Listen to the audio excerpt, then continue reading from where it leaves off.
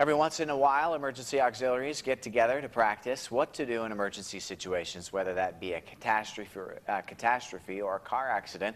Well, today crews simulated what to do in case a power line falls on a victim's car. Sasha Zimmerman joins us from Idaho Falls with more on that.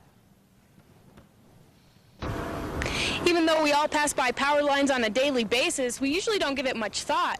But whenever one of these lands on your car or even touches it, it could be a matter of life and death in just seconds.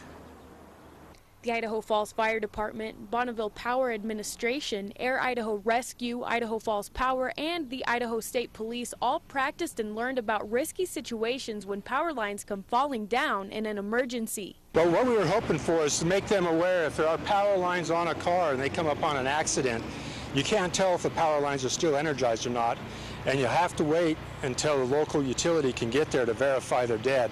Otherwise, if you touch the car, it could energize yourself and injure you or cause death. Typically, the human body can take up to about 40 volts, but power lines can be up to 7,200 volts, causing a huge risk to anyone near a fallen power line while it's energized. Even though emergency responders were the ones being trained, victims in a car that's being touched by a power line also need to know what to do. Well, the victim inside the car often will want to get out. And if the victim tries to get out and steps and puts his foot on the ground, that gives another path for that voltage to try to return to earth and could injure the victim at that point.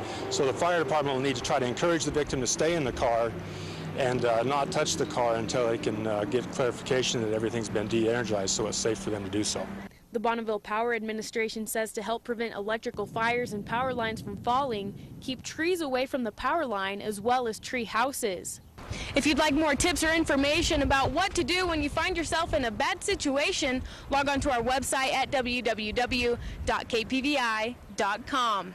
Back to you in the studio. All right, Sasha, thank you. Another risk homeowners face is digging underground. Many times people accidentally dig into a power line, and those lines also have thousands of volts. So call your local utility company to find out where the underground power lines are in your yard.